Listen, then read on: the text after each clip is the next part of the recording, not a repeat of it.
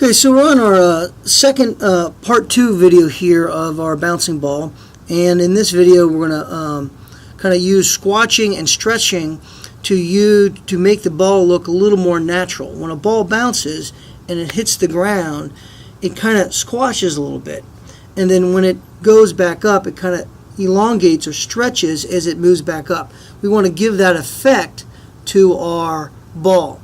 So in order to do that, we want to come to our timeline, and we have to add a couple frames. So here on the second keyframe, we want to add a couple frames here. So click right next to it. We want to right click and choose insert frame. When we do, you'll notice that our timeline is moved to the right. So we're just kind of stretching our timeline out. We want to add one more frame. So insert frame, and again you notice everything was moved down, and right now this tween was a little longer, but we want to copy and paste this keyframe here with the ball on the ground, and that's what we're going to modify. So you can right click on that and choose copy frame, copy keyframe. So you want to right click there again and choose copy frames, copy frame, then click on the next frame over, right click and choose paste frame, and when you do, you notice it's the exact copy of the other keyframe. We want to do that again so that we have a total of right click and paste frame. So now if you notice, we have 3 frames in a row that are exactly the same with the ball on the ground. So when the ball hits the ground, so I'm clicking on the middle frame there, this is the one we want to kind of squash. I'm going to zoom in. I'm going to come up over the right hand side here and choose 200%, so it's a little bit easier for you to see what I'm doing. But make sure the middle frame is selected and the ball is selected. Then come over to your toolbar and choose the free transform tool. Now last time we had this, we held down the shift key so it stayed in proportion, but when we squash it, we don't want it to stay in proportion. So I'm going to come to the middle handle and I'm just going to pull it down a little bit, and I'm going to pull it over, and notice when I do that, it revolves around the middle of this here. So if I exaggerate and make it real far, so notice it's towards the middle of that dot. Go ahead and hit Control Z, and what that dot does is that tells you where everything is centered around, the pivot point. So I'm going to click that center dot and I'm going to drag that down to the bottom center handle. And now when I reshape this, notice the bottom where that dot is doesn't move. So I'm going to squeeze this down a little bit, and I'm going to squeeze this over a little bit, so it looks like a little squash, right? And I'm going to exaggerate a little bit just so you can see it on the video. When you're doing yours, you want it to be more real, very realistic. So there's our squash. Then I'm going to click on the third keyframe in a row there, and we're going to do the opposite. We want to stretch it. So now it's hit the bottom, right? We've hit bottom here. It's squashed, and now we're going to come back up and we're going to kind of stretch it. So make sure that third keyframe is selected. I'm going to take the pivot button and pull it back down to the bottom handle again, so everything revolves around that. And this time I'm going to pull up. So I'm going to stretch it up a little bit, and I'm going to stretch it in a little bit. Again, probably more than I should, only because I want to exaggerate this so you can see the effect.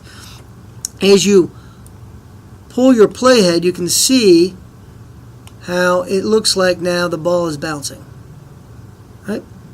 And you'll notice as you continue across the next tween, you'll see that the ball eventually goes back. By the time it gets to this keyframe here, it goes back to normal. So it's kind of a stretch. Okay, I'm going to zoom out here to 100%. And we can pull and see, boom, you can see the bounce. We're going to do the same thing with all these other tweens. So we're going to come to the next tween, and we're going to insert 2 regular frames. So right click, insert frame, right click, insert frame. You'll notice as you do that, the timeline expands. I'm going to come to this. Actually, as I take that back, I just caught myself. We don't want to do this at the top, right? We don't need to squash or stretch when it's in the air. So I'm going to actually hit undo twice to bring those 2 frames back. And we want to go to this frame here with the ball on the bottom again, right?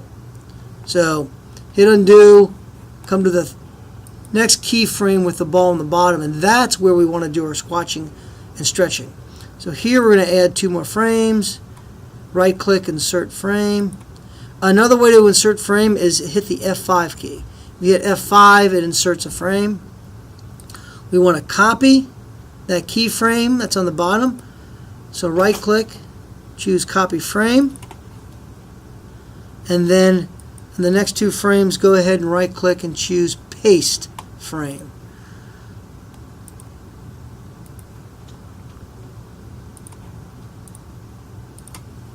So again, we have 3 keyframes in a row that are exactly the same.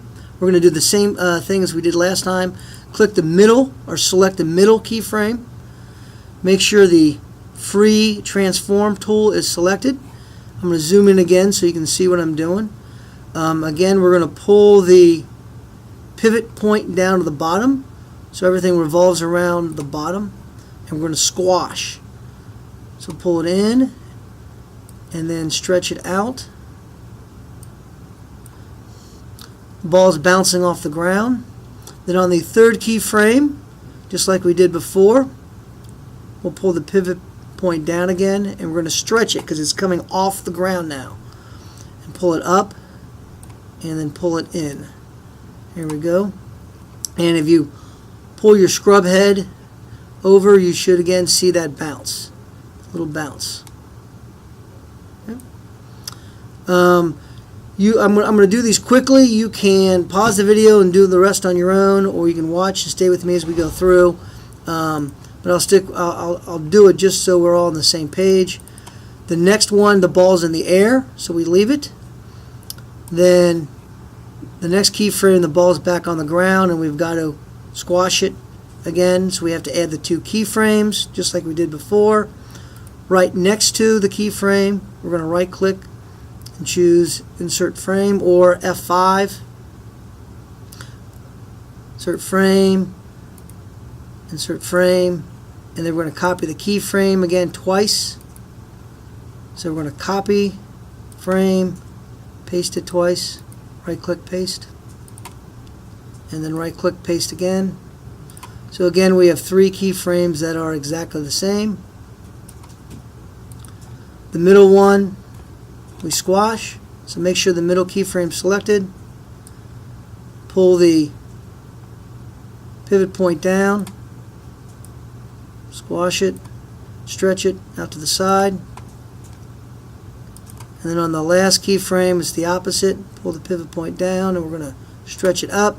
It's coming back up. Pull it in. And again, you can pull your playhead, kind of scrub it, and kind of see the motion there. Okay. Go ahead and do the same thing. I'm going to pause the video. Do the same thing for, not the next one because it's in the air, but the last one here. We want it to squash once, but then it's going to roll. So we're going to just add 1 keyframe here. So we're going to add 1 blank frame, insert frame, and then copy and paste this frame once. Copy, and then paste keyframe. And now it's ready to kind of roll across.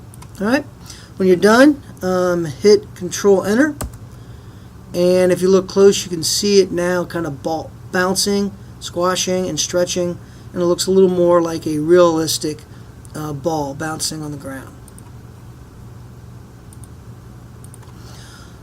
Alright, so I'm going to stop this instructional video here, and in part 3, when we come back, we'll show you how to create a motion tween that is not quite as hard, and it's a little easier to control the path.